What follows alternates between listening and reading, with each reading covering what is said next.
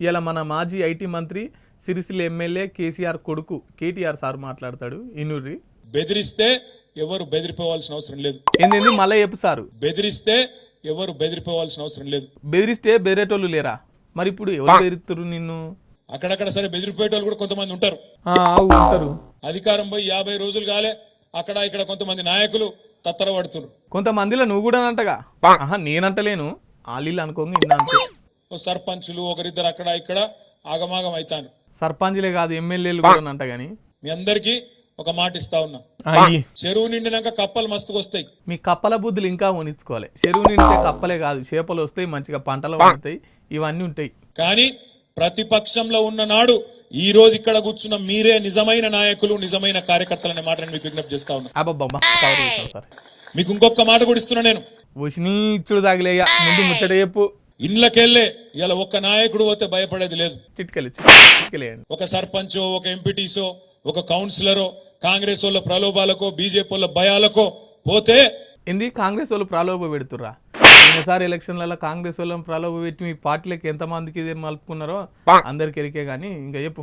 ఎవ్వరు లేని నాడే తెలంగాణ తెచ్చింది ఈ గులాబీ జెండా అనే మాట మర్చిపోకండి. నువ్వేమో గులాబ్ జెండా తెచ్చింది అంటావు, మీ అయ్యే సావు నోట్లే తలకాయ పెట్టి నేనే తెలంగాణ తెచ్చినా అని చెప్పేసి నీ అయ్యే చెప్పుకొని తిరుగుతాడు. ఇక 1200 మంది అమరుల త్యాగాలు, సకల జనుల సమ్మె, విద్యార్థుల పోరాటాలు, కవులు, కళాకారులు, ఆటలు, పాటలు, ర్యాలీలు, ధర్నాలు, దీక్షలు, నిరసనలు ఇవన్నీ ఉత్తేనంటావా సార్? మరి ఉండాలేమన్నా ఈ గిసొంటి మాటలు చేయబట్టికే నీ గులాబ్ జెండాను, నీ గులాబ్ జెండా మీనున్న కారును తెలంగాణ ప్రజలు వెనుకకు నూకిర్రు. మళ్ళీ ఇంకోసారి మాట్లాడకేడా. పెద్ద పెద్దోళ్లను తట్టుకొని, పెద్ద పెద్ద ఆకు సిపాయిలను తట్టుకొనే ఈ గులాబీ జెండానే తెలంగాణను తీసుకొచ్చిన పార్టీ. పెద్ద పెద్దోళ్ళ మీద అంటే రజాకార్ల మీద, బ్రిటిష్ వాళ్ళ మీద, లేకపోతే పాకిస్తాన్ వాళ్ళ మీద యుద్ధం చేసి తట్టుకున్నదా మీ జెండా? ఒక్క నాయకుడు పోతే 10 మంది కొత్త వాళ్ళను, అద్భుతమైన నాయకులను తయారు చేసుకుందాం. మరి పోయినసారి మీ ప్రభుత్వం రాగానే కాంగ్రెస్ వాళ్ళను పైసలు ఇచ్చుకున్నారని గుసగుసిన సారు. ఇంకా ఈ 5 ఏళ్ళు వేరే పనేం లేదు.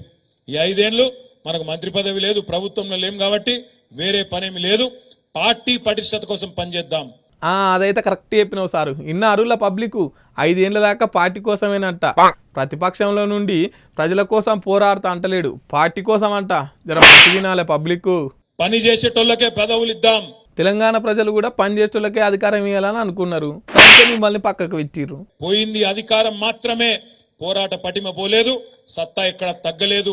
చిట్కెలేయండి. గట్టిగా నిలబడదాం, గట్టిగా కొట్లాడదాం. పోయింది తాత్కాలికంగా, అధికారం మాత్రమే. నీ పోరాటం, నీ ఆరాటం అంతేరికే గాని ఇంకా ముంగట చెప్పు. అధికారం పోగానే బేజారయ్యేటోళ్ళు ఉంటారు. ఉంటారు.